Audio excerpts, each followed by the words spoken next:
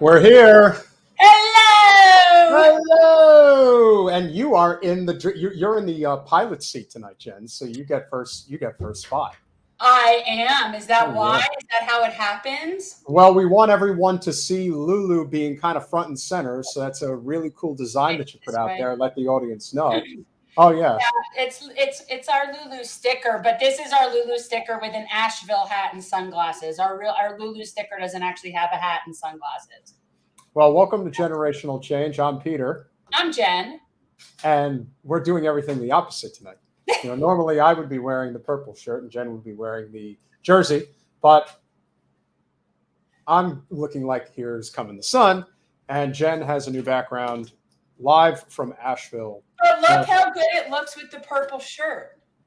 Yeah, it blends well. I know. Purple, it is. It's a good color. It's a good color combination. So, as a lot of you guys know, it's obviously not the best of times. We've got ourselves, yeah.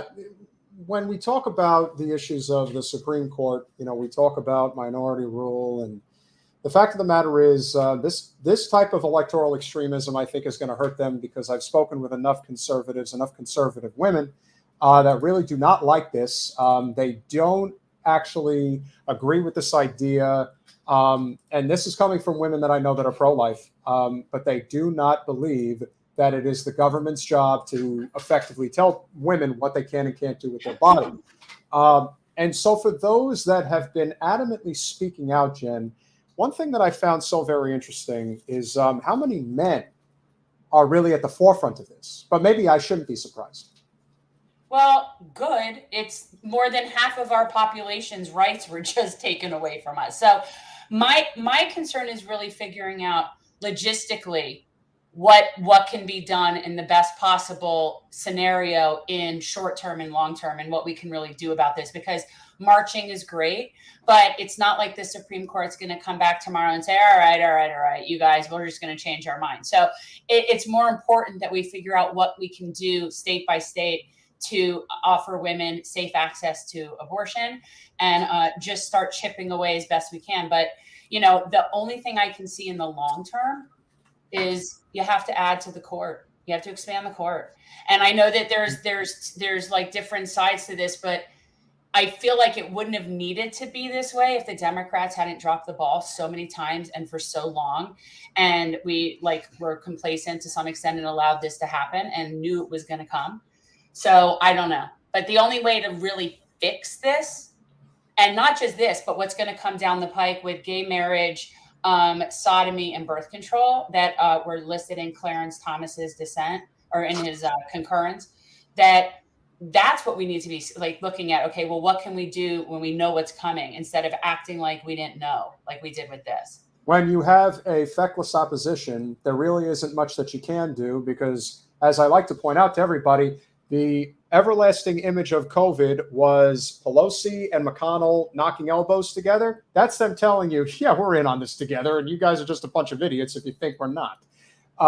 This isn't a game, and all too often the blame always goes to the most vulnerable, the people who need the most help. And the fact that Hillary Clinton still won't go away and wants to remind everybody how her crown was wrongfully taken away from her, and how if she was on the court, she also would have appointed conservative judges, but it would have been okay if she did it.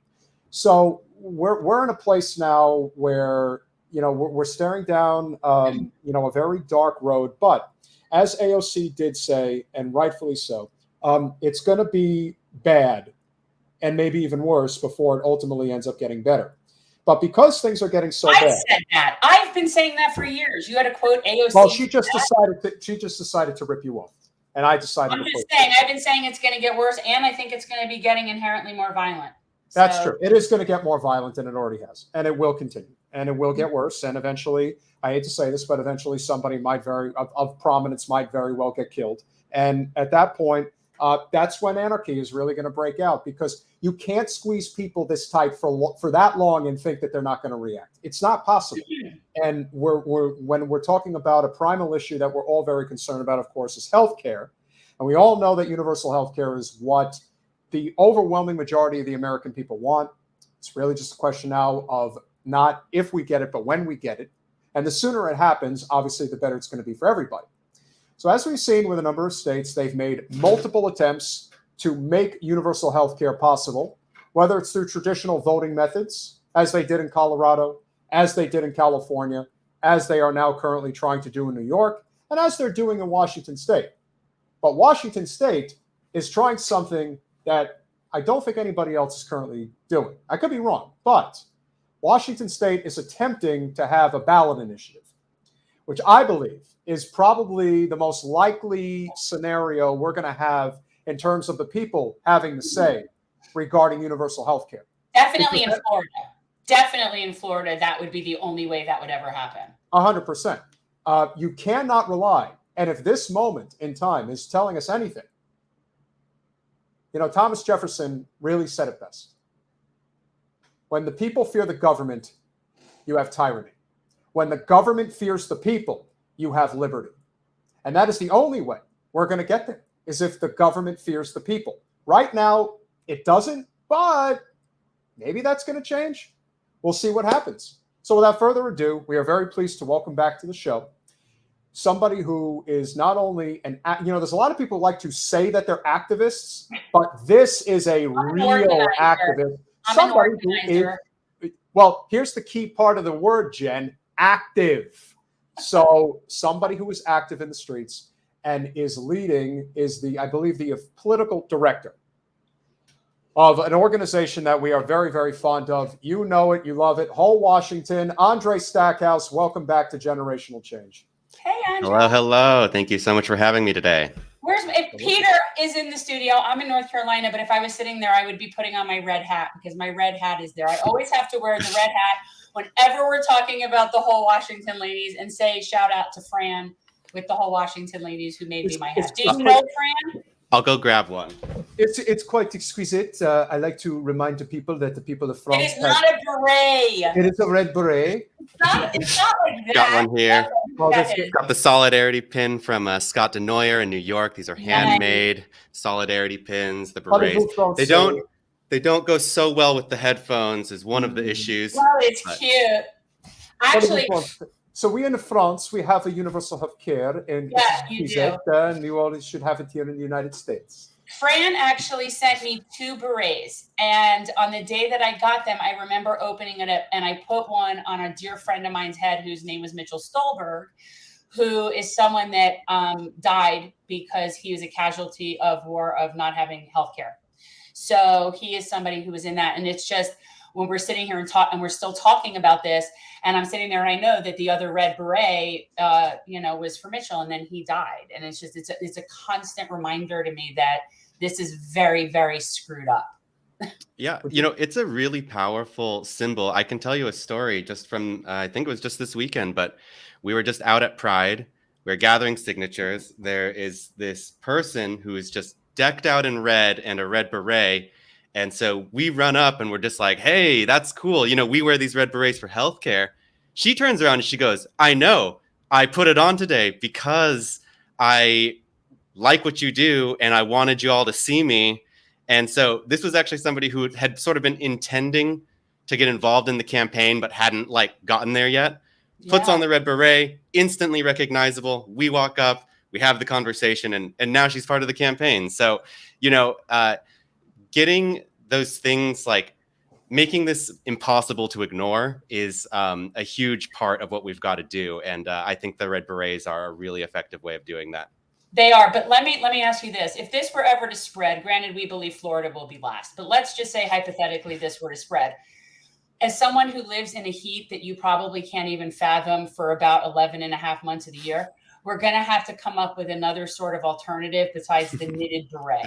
Okay. That's all I'm throwing out there. Okay. So think about the people in the heat as we progress to other states. I'm putting that like a red visor or something. Something. I'm just saying, that's a bit, sometimes it's a little harsh for me to wear that. It's, you guys just can't fathom, you just can't fathom. But yeah.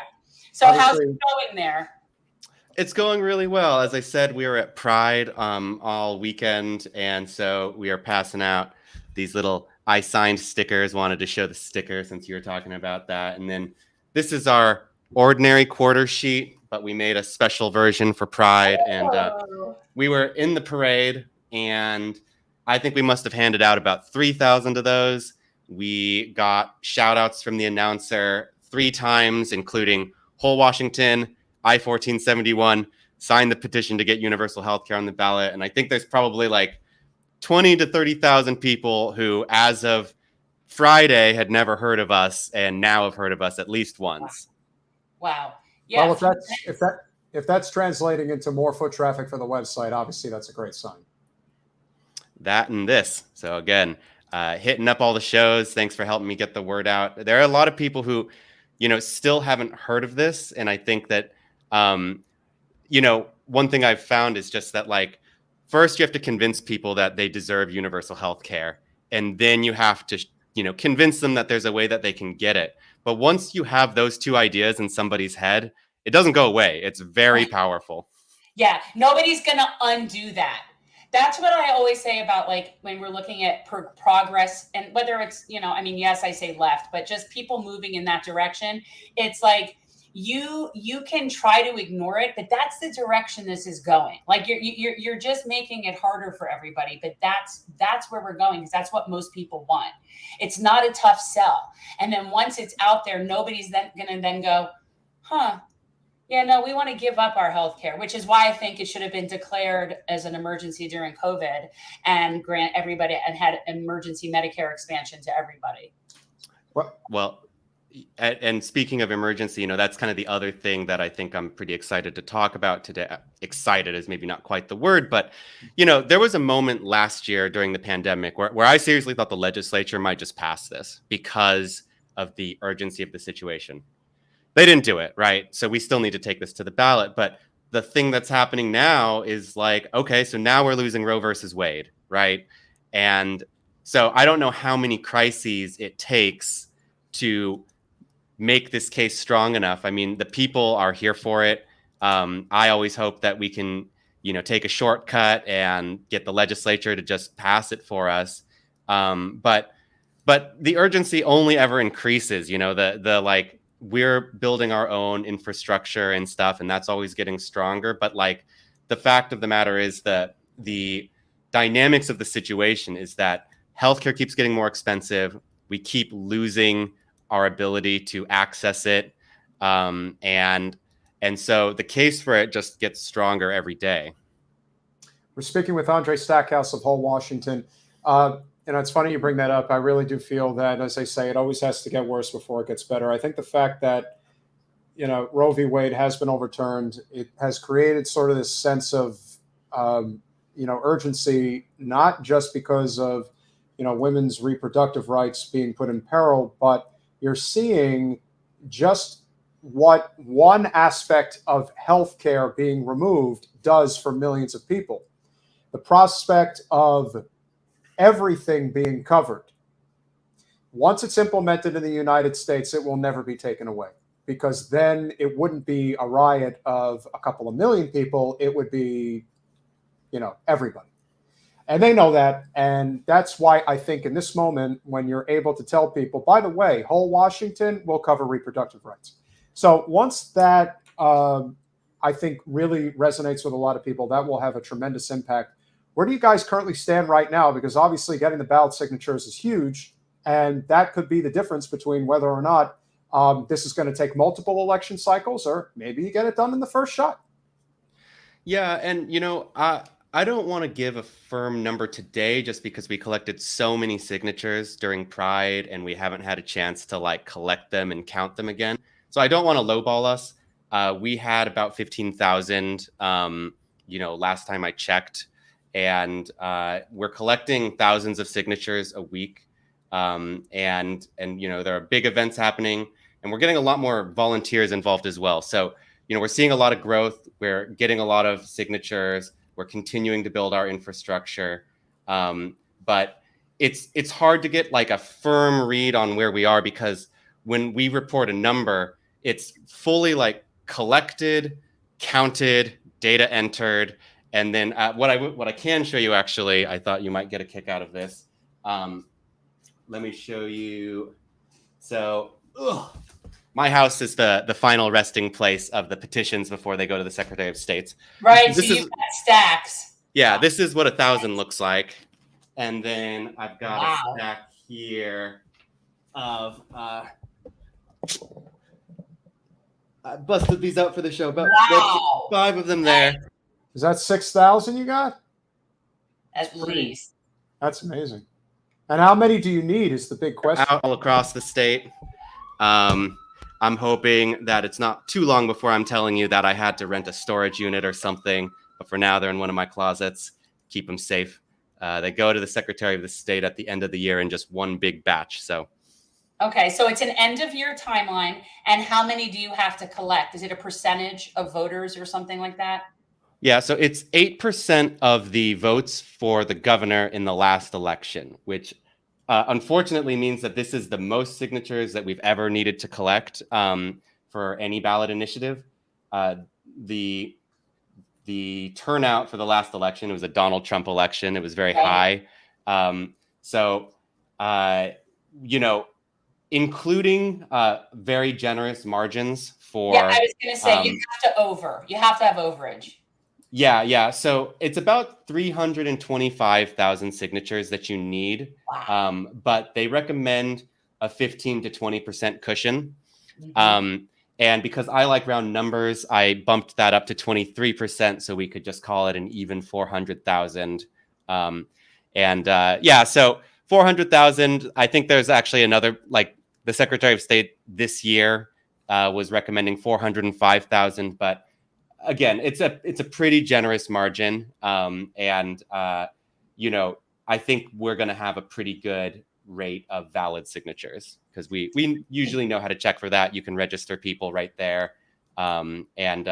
Most people, if they're not able to sign, they might be interested. They kind of start and they take a look and they go, wait, do you need to be a Washington voter? And we explain. And so I don't think we have like an abnormal rate of invalid signatures or anything like that.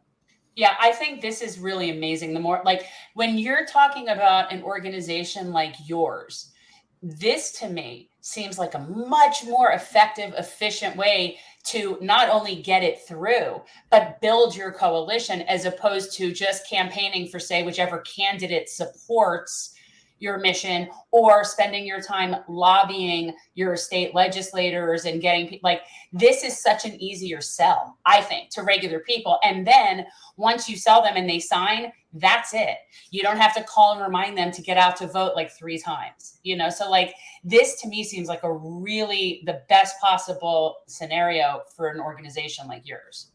I agree. And, I think one of the things about it is that ballot initiatives are really hard. It's a lot of work. It's a huge ground game. And so I think there can be a hesitation to run them, especially because it's so easy to feel like if you run a ballot initiative and you don't make it on the ballot, or if you run the ballot initiative, but you lose the election, that the effort was wasted. I think we've already kind of talked about how we really don't believe that's the case. Correct. It's still, let's imagine a scenario where we get on the ballot, but we lose the election. That means that we talked to 400,000 people across the state. We convinced them to take action on universal health care. It might be a lot of them, it's the first time they ever even thought about it. Sometimes I try to get a signature for someone. I say, this is like universal health care for Washington, or I say, this is statewide Medicare for all. And they go, oh, I thought we already have that. And so you have to explain to them, actually, there's 500,000 people without any insurance in Washington. And by the way, the rest of us are underinsured, right? We're talking about making this way more affordable, way more stable and secure. And so, you have to explain it's not simple stuff. Healthcare policy is complicated, and there's been a lot of propaganda released into the public consciousness that you sometimes have to sort of explain away. But yeah, that would be an incredible number of people to bring into the movement for healthcare justice, even if we didn't make it this year. So, I guess the other thing I'll say is, you kind of said at the beginning that there aren't any other states doing this, and we're not the first. States have tried this before, even going back, a number of years. just like with federal Medicare for all, just like with every other approach, I mean, nobody has achieved universal health care in the United States yet, right? So we got a lot of losses on the record, unfortunately, but that's just sometimes how justice and progress is. I mean, how long did it take us to abolish slavery, say, right? Or give women the right to vote? So, the fact that there are past failures doesn't mean that that's always going to be the case. But I personally would say that I kind of got into this game because Colorado got it on the ballot in 2016. And I was like, wow, that is so incredible. And I know that we have ballot initiatives here because we had just legalized cannabis and gay marriage, right? And so I was like, this is such an obvious way to continue the work of Bernie Sanders. This is an obvious way to, we expanded Medicaid, but this is like a much bigger expansion. It's a true universal expansion. And so, like I said, that idea was planted in my head and it wouldn't go away. And so now I'm working on it. But, Maine ran one last year. They didn't make it. COVID was tough for them, just like every other ballot initiative campaign. But Maine and Colorado, I think, they have strong organizations that have some experience in this space, could run them again. And I get messages all the time from people who see something as simple as like this poster was getting around on social media. And sometimes people they'll just like quote tweet that with their governor, right? Or a local organization or something and say, hey, couldn't we do that in Minnesota? Couldn't we do this, in Florida or wherever I am? And I really think that what would growth of this movement would be multiple initiatives running in the same year, and forcing the medical industrial complex to run interference against all of them at once, split their attention, split their resources. Like, man, I got to just keep putting out all these fires because people keep organizing for universal health care. So I think that the more that we can get involved in this, the more campaigns we can have running, the better. And I don't know if I've gotten a chance to mention it on this show, but I actually helped co-found an organization just last October. It's very new, but we've had a number of actions that I'm quite proud of. And that's an org called Medicare for All Everywhere. And the idea is, we think that this is in order to win federal Medicare for all, we need 50 states working on it, in coalition with one another. And so we're trying to build that 50-state coalition that's working both at the state level and at the federal level, but most importantly, in coalition with one another to make this really too big to defeat. Right. So clearly you're working with the New York Health people. You've spoken with the New York Health Act group, right? Like you're in with them. I think that that's really smart. Do you by any chance know how many states have ballot initiative process? Yeah, I think it's about 22 states, and they vary in terms of, how much direct power they give to the people. So in Washington state, we have very powerful ballot initiatives because citizens can put it on the ballot themselves, and then the legislature can't keep it off the ballot. They can't mess with it, and then the governor can't veto it. In other states, they have ballot initiatives, but the legislature is the legislature has to put it on the ballot, right? So it's sort of like we'll put it on the ballot and you let us know if you don't want this, right? Other states, citizens can put it on the ballot, but ultimately it needs some amount of gubernatorial support. So, and even Washington has two different types of ballot initiatives that are a little bit different in their implementation.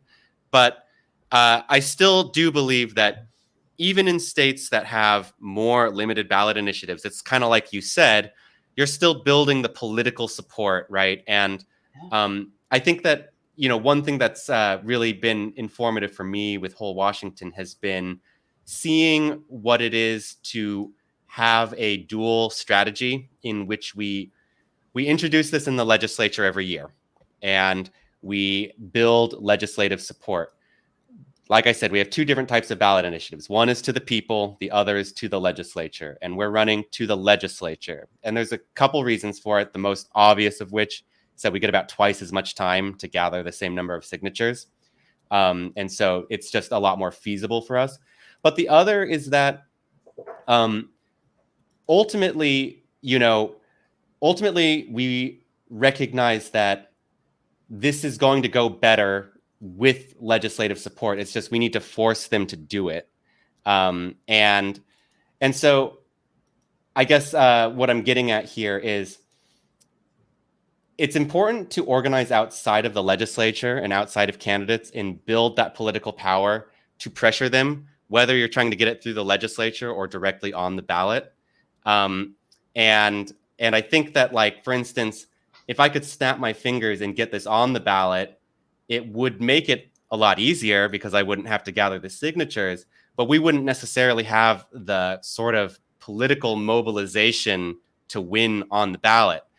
Getting the political support ahead of time by collecting the signatures means that when we get on the ballot, we'll have a ton of people behind us to really, really, make sure that the state, the voters in the state hear about it and understand the issue kind of from our perspective rather than just the way the media covers it or, the way that the insurance industry runs counter propaganda to it. Like, we need to have our own comms and a lot of people to boost it to win on the ballot. So I think that combination of like legislative support plus popular support is actually the most powerful combination. Yeah, I agree. I don't think people realize that, let's say you passed a ballot initiative, everybody gets health care in the state, right? Let's say you pass that. If there's no legislative sort of like addendum with that, it's not going to be implemented properly. So you need the legislature to actually put into plan the specific rules that you're going to have. That has to be done at that level. It's not something we could sit and vote on every little thing. That's not going to work. So you need their cooperation. I think that's really important. I wanted to say something about something you said earlier about like distracting the insurance people with your strategy about going after a ballot initiative. And I think it's so smart. They're so busy bribing legislators and let that bribe have less and less value as they realize that the people are able to do this without going through legislators. And I think that'll really, I think that's brilliant. That's what I think. We're speaking with Andre Stackhouse of Whole Washington.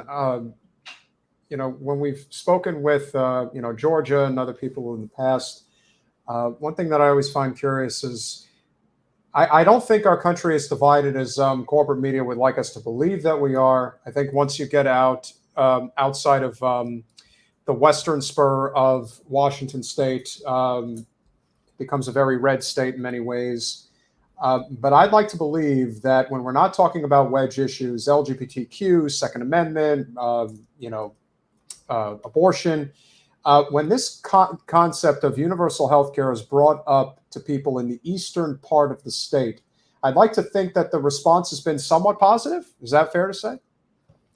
Well, what I can say about that is it's a little bit complicated. I frankly should talk to some of the people we have over there and ask them how it's going this year. But in terms of the way that that's gone in the past, when we first ran this in 2018, I think we had a lot of support in Eastern Washington. And it was because it was widely seen as a nonpartisan issue. And in a similar way to how you actually saw Bernie Sanders do pretty well with some rural voters and with conservative Democrats or even conservative non-Democrats, maybe independent identifying conservatives. So in that year, I think it went really well. In subsequent years, especially because you saw so many Democrats in 2020 run on what they were calling Medicare for All, and Bernie Sanders became very associated with sort of the Democratic Party.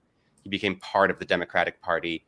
And then all of the other Democrats ran on Medicare for All, not because they were serious about it, but because they knew that it would be political liability to run against it.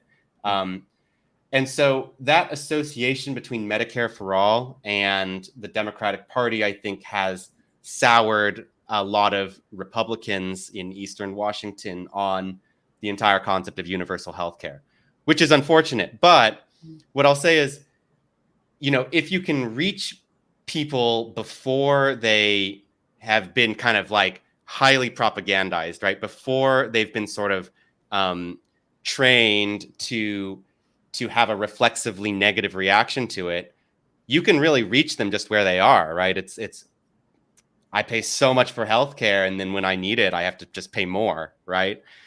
So it is the sort of thing where it has been something that's been organized against politically, but in terms of people's openness to it from a policy or conceptual standpoint, I think it's still totally open, and we get Republicans to sign all the time. So I do think that there's hope there, and I think that especially if we get this on the ballot, I ultimately believe that when we get this on the ballot and we're facing millions of dollars of opposition, the message that's going to win is to make this very simple. It's, we are the nice people trying to get you health care. This is insurance companies and big pharma trying to keep that from happening. And private insurance does not, that is not, it's not a popular kid on the block. So I think that, we have the truth on our side, and we have a pretty unpopular opposition.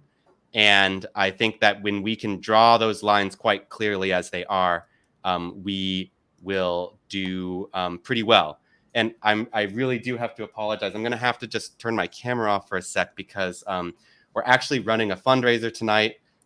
If folks want to hop in, it's a screening of a documentary called the Healthcare Movie. It's a few years old. I haven't seen it yet.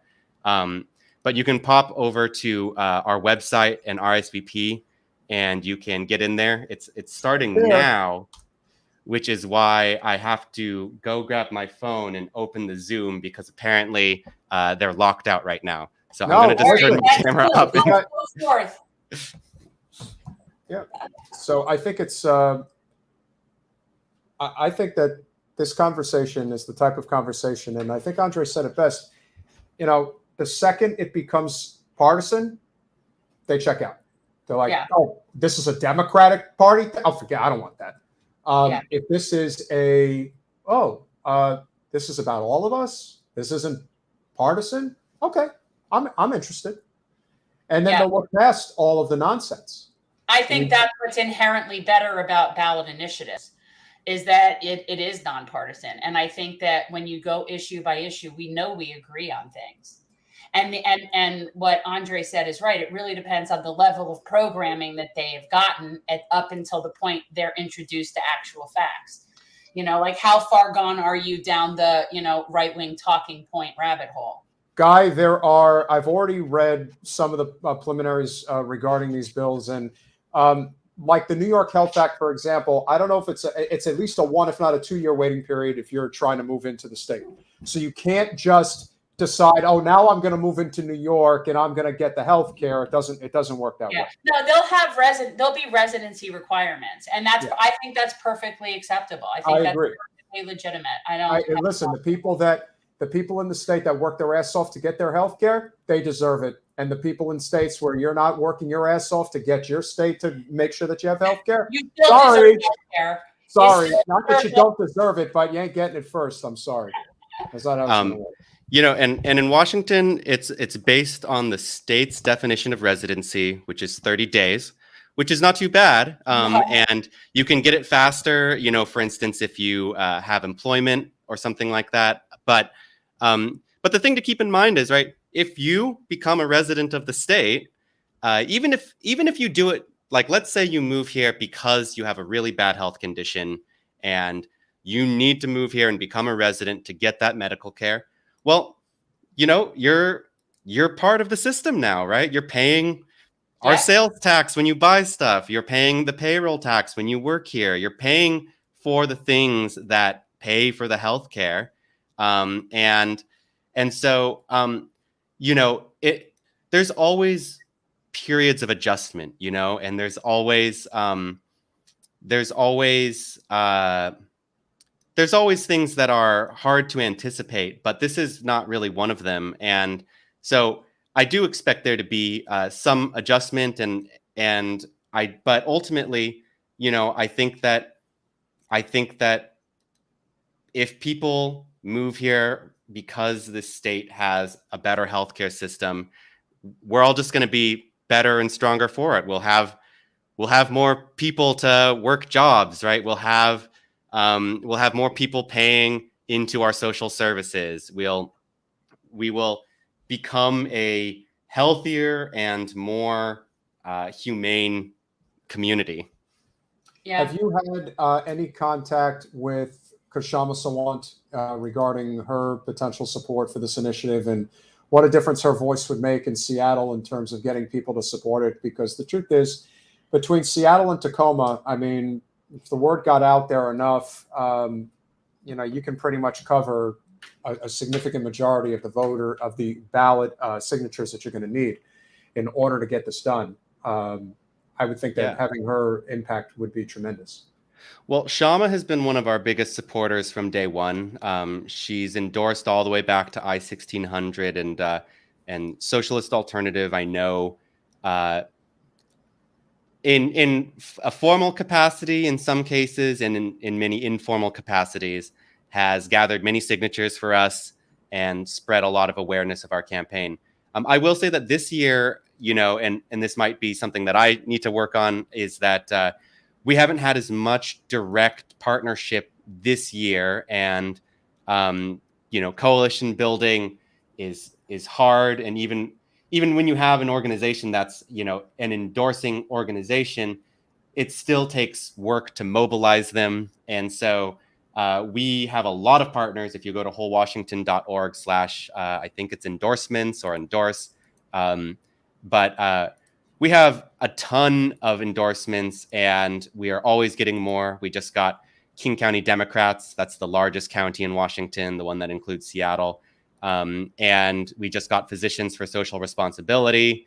And so, mobilizing a coalition of that size is a fair amount of work, but we're always trying to grow it and mobilize it further. And I know that if I get in touch with Shama's people, they could have a huge impact on this campaign. So thank you for the reminder. Of course. Well, you also have two wonderful candidates running at the federal level there, Jason Call and Rebecca Parson, we know pretty well. I would imagine that, I see Jason all the time mentioning Whole Washington. I would imagine that Rebecca does it as well. When people run for office, that's one of the hallmarks, especially at the local level. It's great that people want to run for the federal seat. It is very, very difficult to win, but there is the possibility of winning a lot of these, city council races, county commission races, state house races, state senate races, where if they while they're campaigning, they could subsequently be running, also supporting Whole Washington and getting those signatures. I think that that's how you can also speed it along if that's not being done. Washington's also a big state for, colleges and universities. University of Washington, Washington State. There is a lot of colleges up in the Puget Sound area. Anytime you have an opportunity to have somebody on campus focusing on that, quite frankly, I would imagine that could be done. If you're aged 18 and you can sign, there's a lot of high schools, I'm sure, as well. Have you found that to be successful? Yeah, so I laid down a bit of groundwork last spring at the University of Washington. That's my alma mater. Nice. And they have fantastic student organizations. There's one called Students for a Democratic Society. I think that's the biggest one. And I was on campus, and I was just there to present actually back at the information school where I got my degree. But I brought some stuff with me, and I was posting some lit around the campus. And then I saw these posters for Students for a Democratic Society, and there was a QR code. So I scanned it, drops me in the Discord. I say, hey, everybody, this is who I am. This is why I'm here today. But if you're interested, you should get involved in the campaign. Was just walking up University Way, or as it's known, the Ave. So I was walking up the Ave for lunch, get stopped by these two students. They go, hey, Andre, just saw you in Discord. And they were like, send us the files for your lit. We have a printing budget.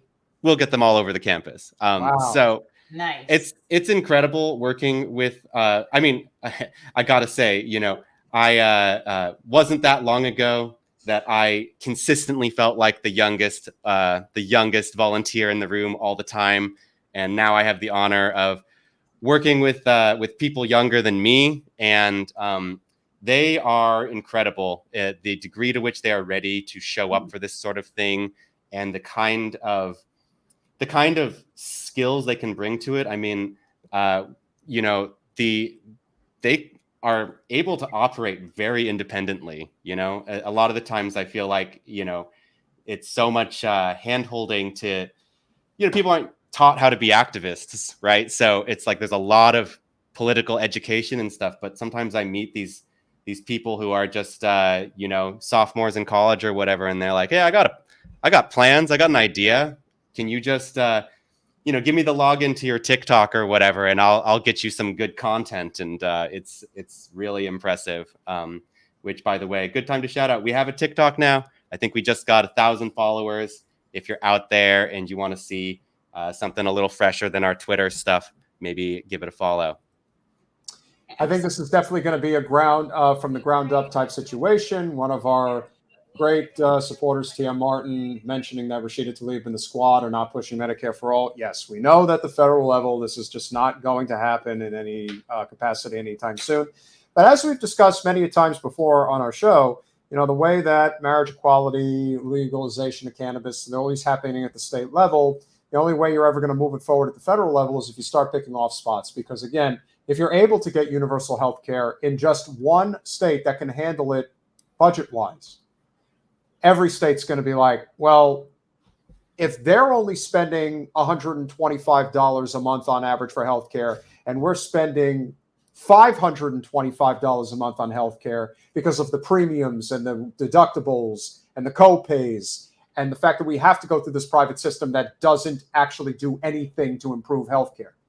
That's kind of messed up. I think we should have what they have, because the thing that people seem to not really are still not fully grasping is that you don't actually need insurance. You just need doctors and nurses.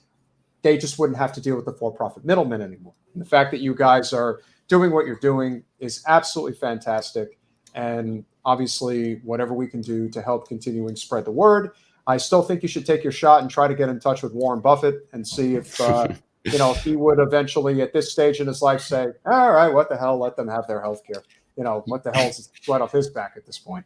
Because you're not getting it from Jeff Bezos, and you sure as hell ain't getting it from Bill Gates. But, maybe Warren Buffett might be the one billionaire who might be agreeable that lives in Washington State that could potentially, look, there's no reason not to try as far as I'm concerned. Andre, it's been a real pleasure having you on. If there's anything you want to plug before you go, please do. It's always a pleasure to have you on. We're always here to help push the word for universal health care along. Thank you. And that all means so much to me. I'm continuing this little mini media tour. So if you can get me on any other shows, that would be huge.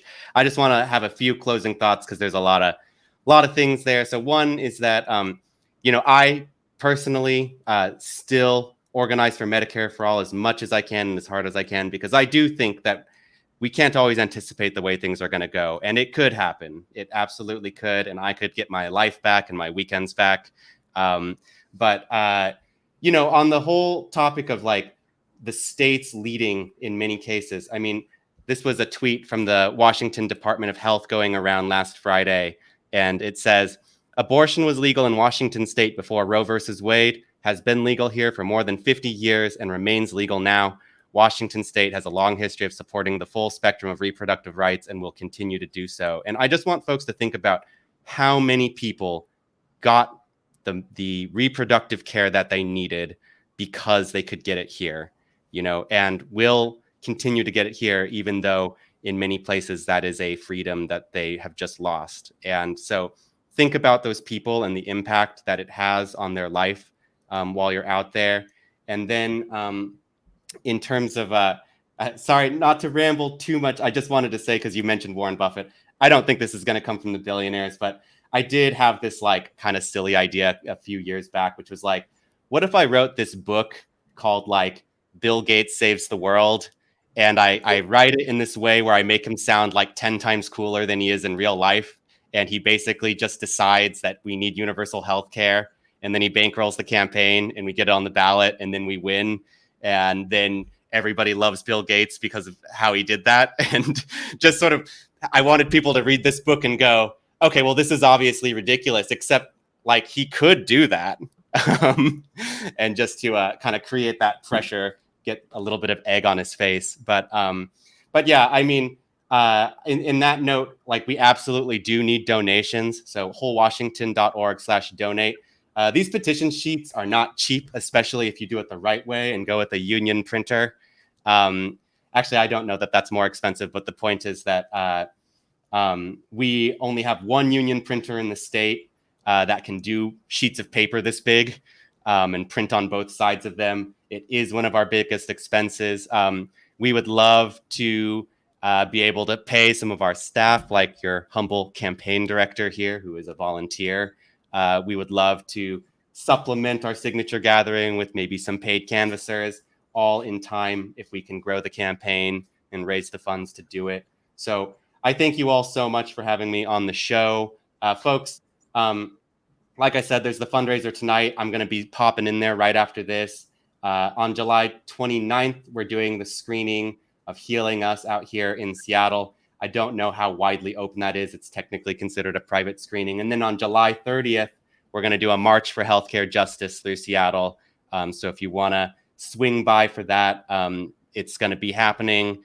And we did a march last year. That was really great. And we're hoping to pull it off again. So thank you so much for having me. And I hope to be back, soon enough with even more great news. Thank you so much, Andre. It was good to see you. Thank you, Andre. But I think he's lovely. I think if we can, we'll put the word out with some people to see what we could get him on. I mean, he definitely needs some bigger platforms for sure. Not that there's anything wrong with ours. We like ours. No, we're small but mighty. Yes, we are small but mighty, and that's just the way it is. But it's always good when we can bring on a local candidate, and now he really is a local candidate. We don't have a lot to hang our hat on in the state of Florida. No. We definitely agree, Political Coffee, and we're very happy to have you as a subscriber. Hope you enjoy the content. It's great to have you here. So check out some of our past stuff. I always think people should do that. If you come on here, just go look at some of our past stuff because there's a lot of interesting things. No, 100%. And I think that's, that is very important. And so without further ado, he has been running for the U.S. Senate in the state of Florida for a couple of years now. But he has decided to do I don't even say the right move, but the strategic move, which we believe in politics does need to be done. There is something to be said for building a non-corporate political movement and strategizing, knowing that there are places that you can run, be more effective, build the coalition and the following and the support, and then make something really impressive happen. So as it turns out, he is stealing our thunder because he's running in Florida's 23rd congressional district, but that's only because the district lines have changed. Okay, but see, now we're still at GenFL23 on our Twitter handle. And now I guess in honor of our guest, Allen Ellison, we're going to have to change that to just generational change, or just Jen. Just Jen. Just Jen.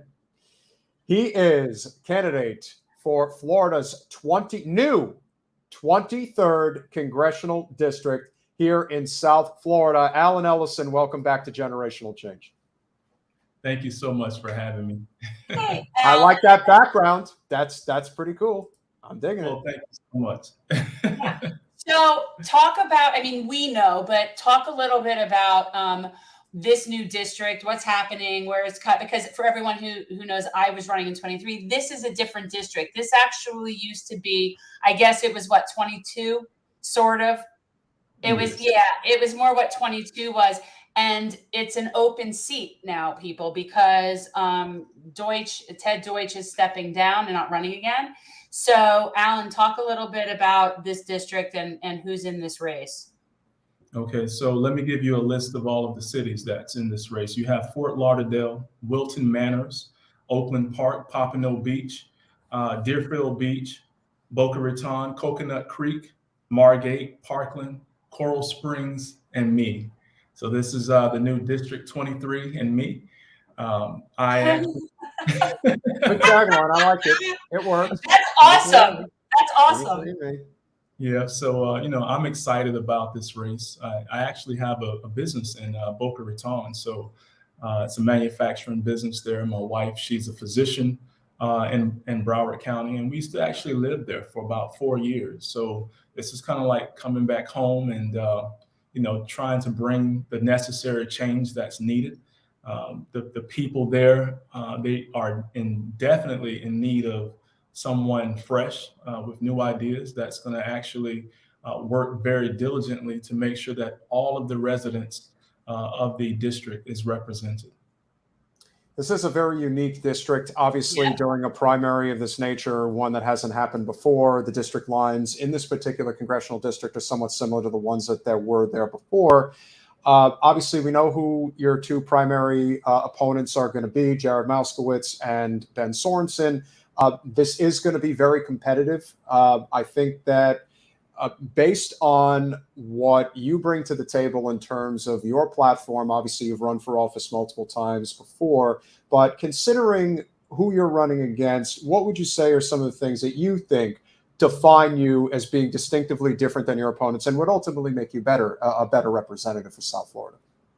I think the thing that makes me different is that I spend a lot of time focused on the issues that matter to the people.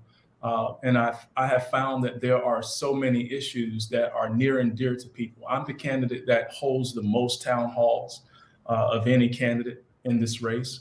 I'm the only candidate that has had direct impact when it comes to gun safety. I've literally been robbed. I have lost two nephews, one cousin, and an uncle.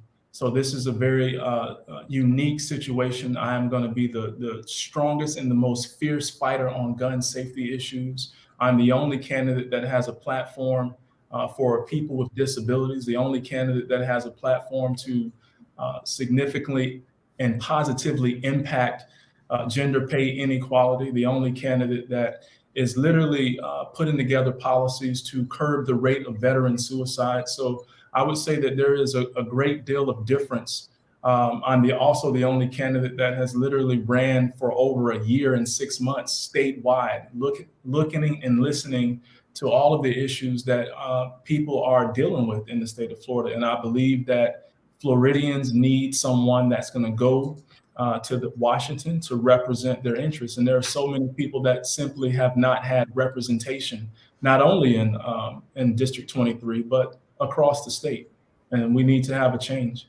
Yeah, I think that based on the diversity of that district, it seems somewhat clear to me now, the representation that's been there and the representation that is sort of being thrust upon there now, if some of the more establishment people have their way, basically only represents a very small portion of the demographics of that district. And we know what we're talking about here. Like, that represents a certain element of the population, and sort of to hell with everybody else having representation. And I think that your knowledge and your ground game over the past year is definitely beneficial to you, because the difference is those guys, they haven't really been campaigning. They really haven't been campaigning up till now. So I think that you definitely have like a little bit of a head start on that.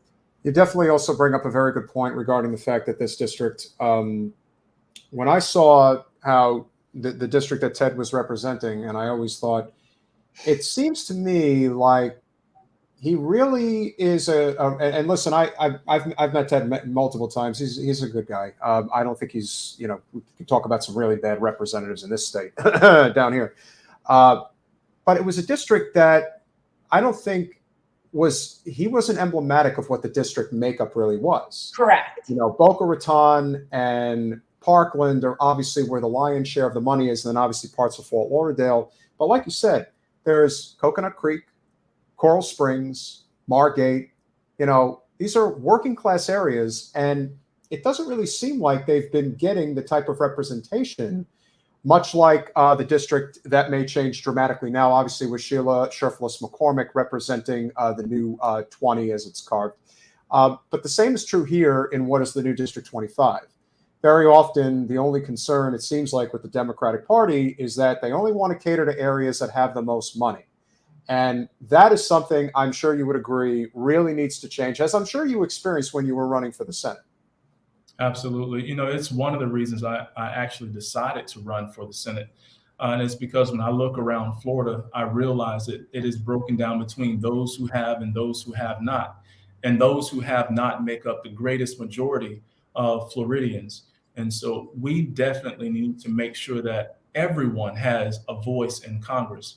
Our campaign has always been about improving the quality of life for everyone, not just some, not just people who look like me, not just people who are in my party, not just people who are on the same social economic class, but literally for everyone. And I think, with what has taken place in the state with gerrymandering and DeSantis literally decimating the 2 congressional Black districts that existed in the state of Florida, now more than ever, we need representation that can literally represent everyone's interests and not just some. Yeah, I think you're right. I hope, and I'm hopeful that people are starting to catch on to this now. That this is just like, we're so dysfunctional and disproportionately like elitist and top heavy in this country in terms of who has the power, and it needs to change. And I think that district in particular could definitely use a little bit of a shift to the left. We have friend of the show, Guy, asking, since you were talking about your platform, he's asking thoughts on Medicare for All and Green New Deal. And I was just thinking, Guy, Allen's very progressive, but if you want to just comment on those, I think we assumed that those were like something you supported because you were talking about more or less common talking points before. So would you talk to Medicare for All and Green New Deal?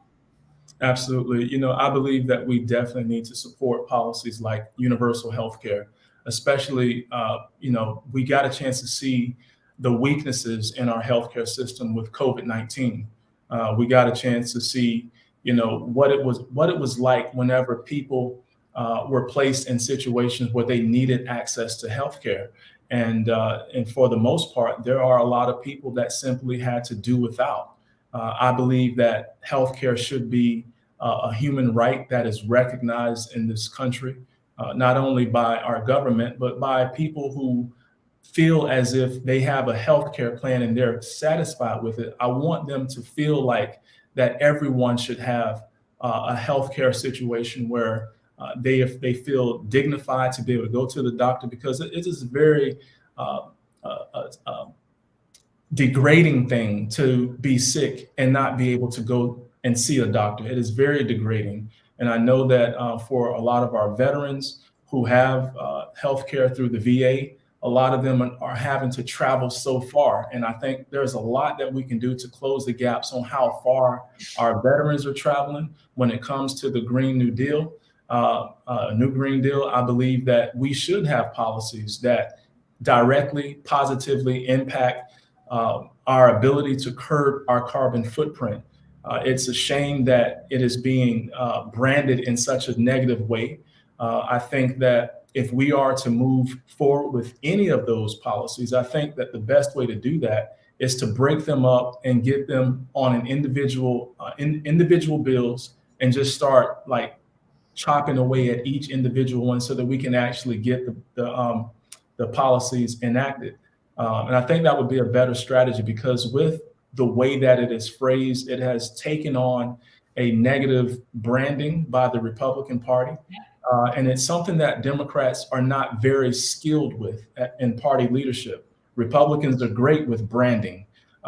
Democrats are not so much. And I think that we have to change the narrative on how we look at policy in the United States. And we have to make sure that we are not being reactionary, but we have to take the lead.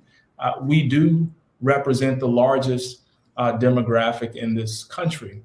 But unfortunately, here in Florida, for the first time in Florida's history, Republicans have now taken over the voting bloc. I just looked this morning and crunched the numbers. Republicans outnumber Democratic voters in the state of Florida by 165,911 voters. and I've been tracking this, and they are outpacing Democrats by 3-1. And so when it comes to legislation that the country is in dire need of, we have to make sure that we have the right messaging so that we can pull those who are on the opposite end of the political spectrum on board, and then we can get these policies passed. We're speaking with Allen Ellison, who's running for the U.S. Congress, Florida's 23rd Congressional District. You brought up a really great point, and we're obviously going to have to go there. We noticed that you were running for the U.S. Senate for quite a while and building up a really strong support network and probably fundraising effectively as well. But the second that Congresswoman Demings got into the race, obviously all bets were off. The party made it very clear that they had no interest in a primary. They decided that you guys are just in the way, so get out of the way. Val is the nominee, and that's that. I don't think they fully realize how much effort you put into meeting voters and effectively becoming the type of candidate that, frankly, somebody like Val should be if she was really serious about beating Rubio, which I think we're very clear that it's very unlikely that she will, especially with the way DeSantis is tracking and obviously with where the numbers are as a unit. I would think if there was a legitimate primary and you had your fair share to run the race, even if you didn't win, that would have improved the Democrats' chances of winning. So how do you feel about the way that unfolded, and how are things currently going now that you're running for a congressional seat that is an open seat? Well, the thing is that for a year and 6 months, I campaigned as the longest running candidate in the race. And that was 8 months longer than Val before she jumped into the race. We saw a great deal of forward momentum in our campaign. We were raising a great deal of money in the first couple of months, first 8 months. The other thing is we were able to build a massive coalition of volunteers and support. One day we got like 8,000 volunteers, like in one day. And so it was building. But the thing is that when she jumped into the race, a lot of leadership inside of the Democratic Party began to stand on the sidelines. They didn't want to amplify anymore.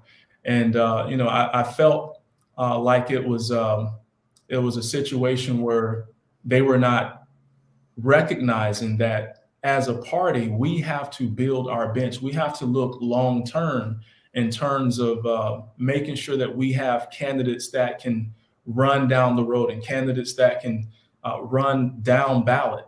And people just kind of backed away. But when that took place, we had to shift gears. We knew that there were certain demographics of people within our party that we were not going to be able to reach, because there are people that jump on the bandwagon. There are people that feel like they want to be on the right side of a winning situation. Very few people are principled enough to see that, okay, this candidate aligns with my ideas. I'm going to continue to support this candidate. Most people just jump on the bandwagon. It's like the bandwagon effect. And I understand that. And that was okay. So I knew that we had to go after a demographic of voters who could appreciate that there is someone who is not only trying to represent their interests in the future, but someone who is literally changing lives in the present. Because I'm one of those kind of people, a political scientist, who don't give a whole lot of credit to politicians who vote on policy. I'm one of those kind of people who give credit to those who draft policy and change the narrative, and those who are actually working to make positive impact in the lives of people right now. So in that year and 6 months time span, we were able to actually do the work of a senator by helping constituents with the issues that they were currently dealing with. That meant stopping eviction processes. That meant helping business owners with idle grant funding. That meant helping people to establish business, navigate the federal bureaucracy, helping people to pay for drug treatment programs, get intents for homeless people. We had the most impact, and people who were principled, who saw that, they remained with us. And because of our engagement, because of our town halls, because of the way that we campaigned, without even spending a single dime on ads, we were still able to reach 10 million people every 28 days across all of our social media platforms. And our numbers continued to grow. We continued to build a campaign of volunteers and who I call change agents, because these individuals who joined our team, they shared my spirit for being able to help people. So whenever someone, and it didn't matter if they were in the state, they could have been anywhere in the country. If they had a problem, our team was trying to solve their problem in 48 hours, which is actually one of the job duties of senator or representative, and that's constituent services. So yeah, I don't give a whole lot of credit to people who only vote on policy. You have to also enact policy, you have to draft policy, and you have to provide constituent services. So I know a lot of people, whenever they need help, they contact their representative or their congressperson, only to get a no phone call returned back to them, only to get a canned email response, or simply just be ignored. And that's not why we send these individuals there. And so I don't want to be like them. I want to be like me, the helper that I am. And so running for office is really just a way to maximize my gift of helping people. Yeah. And, you know, I mean, we ran our campaign that way. I mean, we ran a service-based campaign. I think that if you want a particular job, you need to do that particular job. The ironic thing is that candidates like you and what we did during our campaign is actually not how that job is usually done. Most of these people they're supposed to be at their home like half the year and in DC half the year. We never see our representative unless she's showing up for a photo op or specifically giving a speech. I don't see them serving anybody. So that whole service aspect is like, I mean, that's what we're trying to do. And I really appreciate that you get that and that you were working that on a state level. I think that's really impressive, because that's what it's all about. And that's how you're going to build a long coalition of people. Absolutely. How can people get involved? And obviously, if the website has changed at all, please let us know. You have a very impressive following on Twitter and TikTok. Obviously, that is very helpful in terms of engagement. But now it becomes much more on a micro level, which is great.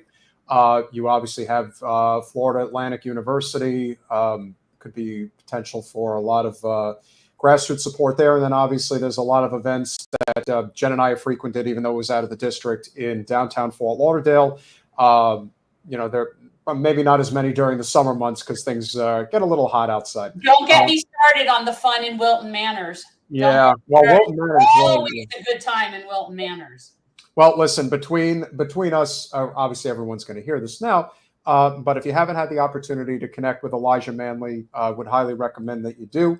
And that will definitely provide you, good opportunity to meet people, particularly in Wilton Manors. I think that is an area, definitely to get to. But I know you're going to get everywhere. So I am likely or more inclined to canvass or go to events in Wilton Manors than I am to a lot of places. I'm just putting that out there.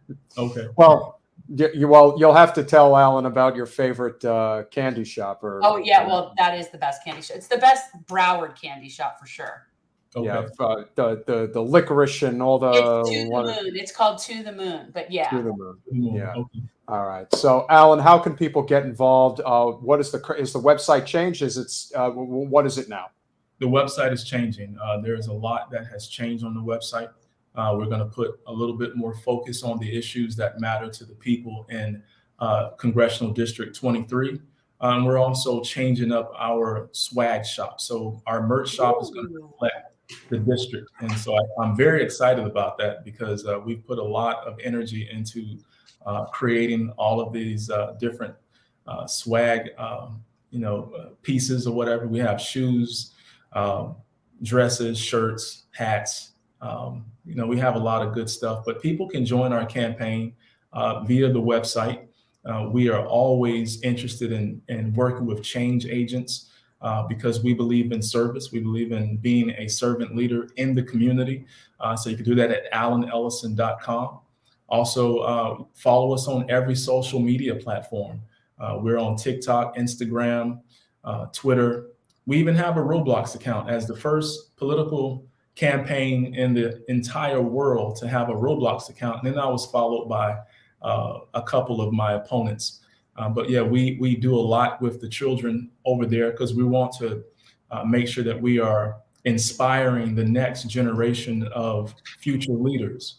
And so that platform has about 2 billion subscribers on the platform. And we have probably about maybe 30,000 of those young individuals who are helping us to amplify our message. I know one time I put a Roblox character up there and it started trending on like 5 different social media platforms. So even though they can't vote, they're learning political strategy, they're learning political action. And so we're happy about that. But we're always in need of amplifiers, writers. We're in need of graphics, phone bankers, text bankers, and anyone that just want to be a part of a winning strategy. So yeah, I think everybody should go to allenellison.com. Yeah, guys, follow all the social media. At least follow all the social media. Share the information. If you can give. If you can volunteer. It's really important. Yes, because let's face it, if what's happened over the past few days is any indication, even if you are scared or vehemently disagree with the Supreme Court decisions, what it really should tell you is this has been a long time coming. We are a country that less than half its population votes. Don't even get me started on the fact that there are still the Hillary liberals who want to vote shame people who decided to exercise their vote, and not the 100 million people that don't even vote. And what's amazing is you had people really think we had like this incredible voter turnout in 2020. And in some ways, yes. But you still had 82 million people who didn't vote that could have. So our country can only be taken back if people at the local level get involved the way that they need to. And what you're trying to do, Allen, is obviously where it starts, much like what Jen did. So guys, please go to allenellison.com. If nothing else, maybe get a nice piece of merch. That'll definitely help the campaign. But of course, phone banking, text banking, canvassing, if you're here in South Florida, whether in South Palm Beach County or, of course, through a significant portion of Broward County, gives you an opportunity to get involved, and definitely a hands-on candidate, which I think we can all appreciate. So with that said, Allen, it's always a pleasure. We're wishing you nothing but the best. I have no doubt we're going to be seeing you at some point down the road. I was just going to say, I know we'll see you at some event or some such thing, and I'd be so happy to do so. So whatever you've got going on, I'm here for another 5 weeks, but then I'm back. Yeah, she's back, baby. So you'll be back for the beginning of, ironically, you'll be back for the home stretch. You'll be back at the beginning of August. So I am sure there will be tons and tons of events at that time leading up to what is the primary day? August 23rd? 23rd. I got it. Okay. See, I have good memory. So 23 and me, or 23 and 23. So 23 and 80. A winner is certainly amongst us. If not now, then certainly soon enough. Allen, thank you so much. Have a wonderful evening. We'll definitely be talking to you soon. Thank you both very much. Bye. I appreciate you. Pleasure's ours. Have a good one, brother. Well, Jen? He's lovely. But, it's also a matter of he's a really good candidate. I thought that the first time. The whole Val Demings thing, when that went down, annoyed the shit out of me. I was not pleased about it. I think. But is it really that surprising? No, not at all. It's not at all surprising. And so, and I'm perfectly content to watch her lose, which, however they want to play that game. And it's disappointing for so many reasons. And I agree with what Allen said, that people want to be supporting who they perceive is going to win. And when you have the establishment people boosting you up, that's where it gets people. It's like you want to support the winner. And that's what happens. Even in the circumstance that we're looking at right now, where it's painfully obvious that, Charlie Crist is going to be the nominee for the Democratic gubernatorial race, there was no putting the thumb on the scale in that race. That was an opportunity for all three candidates to make their case. And I told you when I was at the Dem convention, the gala, if you will, that was a year ago, and they're going to be another one in a couple of weeks in Tampa. But the one that was in Orlando, I remember I came back, I told you, I said, oh, Charlie's going to be the nominee. Like, that's just obvious. Like, once they start like really connecting with voters, But everyone had ample opportunity to make their case. And even in the case where it's clear that Charlie's going to be a nominee in a legitimate primary, you still have a candidate like Nikki Fried who doesn't want to necessarily, find where, maybe another path might be more effective, or potentially try to boost somebody like Charlie, which an extension would actually be boosting Val Demings as well. We are a very discombobulated party here in Florida. I just, in general, am extremely averse to the idea of the party shoving a candidate down people's throat in a primary. But the problem is that that's what they always do. No, I know. And that's my biggest problem. And that's one of my biggest problems with the Democrats, and most certainly in the state of Florida, is that even in a race where we're not even talking about challenging an incumbent, first of all, I don't think that should be, banned and looked down on either by them. But this is not even that.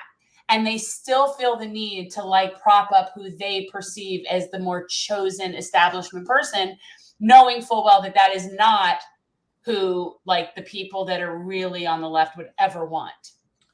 No, but again, that's the way it's been for a long time. And because of the fact that so many people do not get involved politically, there isn't that desired change. But the more, again, I still think that that's probably Bernie's greatest legacy, was his ability to convince a lot of people to get involved, to run locally, like you and like Allen. I think that over time you build up a big enough army, if you will, where it will overwhelm the establishment, because the establishment is a paper tiger. The only reason they win is because they have a very old voting bloc that's consistent and they have the money. Most people don't vote. That's the key point, because most people don't see a reason to vote. No, that's true. They don't. I didn't run because Bernie. I ran because of you. Oh, well, I asked you to run because of Bernie, because I thought that, he really was correct that, even though he's not doing all of what we would want him to do, he was inspiring enough to get a lot of us at the local level to start doing what's necessary. And we are heading in that direction. A lot of people look at it and think, well, we haven't really accomplished anything. Yeah, obviously, I think Bernie did not go far enough, especially in 20. But ultimately, there will be other opportunities. Somebody else is going to run as a progressive for president in 24. There will be other people that are going to break through at the congressional level. I really hope more people understand that if you really want to get things done, you need more people on the city council, county commission, like that girl in Georgia. Forgetting her name right now. Mariah Parker.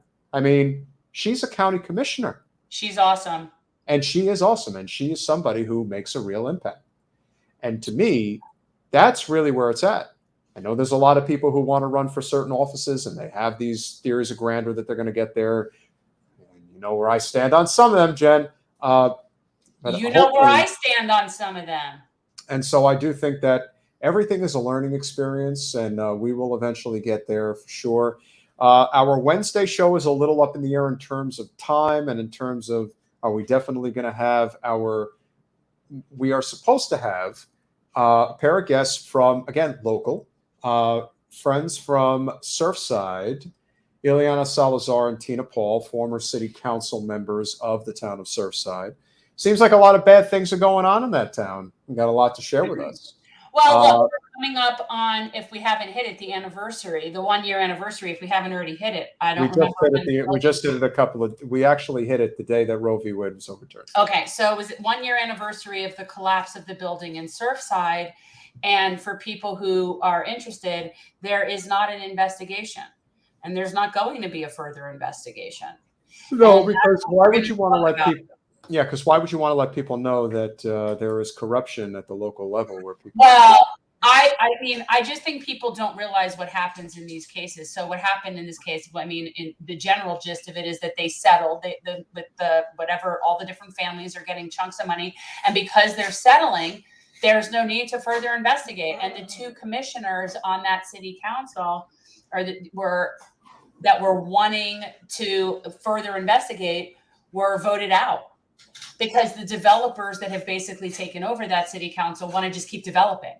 They don't want things like this being further investigated. Can't get in the way of the bottom line, baby. That's capitalism run amok, and ultimately what is going to be its demise. Because as we stand right now, we're heading towards a demise of the capitalist system in our country. It's too clear.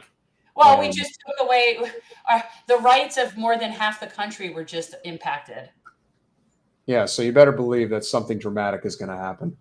We'll see what happens, guys, but we will be here on Wednesday. It'll be an interesting show. It always is. We hope you enjoyed it tonight. Remember to smash that like button. And if you're so inclined, as we so often like to ask you, because let's face it, we're moochers and, we definitely want as much support as we can get. Go to patreon.com/generational change. It'll help Jen perfect her graphic design capabilities. As you can see, she dressed up Lou in a too cute a fashion. Lou has got those. Remember those old sunglasses, guys? It's the John Lennon glasses. They're John Lennon glasses. She's rocking them. So is Alex there? Yes, he's here. Okay. So, guys, Alex is a friend. He's helping us with our show. He's helping grow our TikTok that we've been working on. And we'd like 2,200 subscribers. Right, guys. So we're really trying to get our TikTok up to 10,000, but we want to be able to keep paying Alex. And right now we barely make any. I mean, it's pitiful, guys. So if you would throw a few bucks our way so that we could kind of keep growing, getting better guests, and just really kind of building what we're trying to do, it would be really helpful. Patreon.com/generational change. For as little as $5 a month, you can help us improve our standing. $10 a month, you can improve us even further, and $25 a month gets you one of these bad boys to go with it. And I'm sure there's other things that we can do. The next generation, as Mario likes to say. Yes, William. I've been periodically posting things onto our Patreon that are not up and running on YouTube yet. So we haven't done anything that's exclusive content yet for our Patreon. I would like to do that, but I've been putting things on there earlier than they're going up on YouTube. So people on Patreon are getting earlier access to our stuff. I'm totally willing to start having members only calls again. We tried that. No one was really interested, but I'd be really happy to do that. And also we're willing to take suggestions for content. We did get a recommendation for someone named, and I wrote it down because I then I uploaded the book for myself. It was Lily Geismer, and I forget who it was, one of our Patreons that suggested that to me. So I do listen, and I do, I find this interesting. So if you guys have suggestions, but please be a Patreon. She said, please, and thank you. And so we hope you guys enjoyed it. Again, it is going to get worse before it gets better. And obviously the separation of church and state we knew was going to dwindle significantly under this Supreme Court. But you know what? There's a lot of people losing faith in the Supreme Court, and that's not good. And, the worst part about it is not the Supreme Court. It's the fact that we have as feckless a president as you could have ever had for this moment. And that's unfortunate. So, but don't worry, we're totally coming back in 24, Jen, because we're making America great again. Again. Yeah, I've heard your spiel. Yeah. Although I wouldn't bank on it at this point because it looks like our governor is making his way up the line.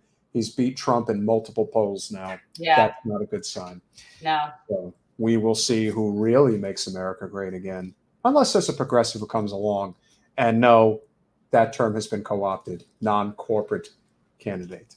So that said, we appreciate you guys. Thank you so much for your support as always. We'll see you Wednesday. Bye, y'all.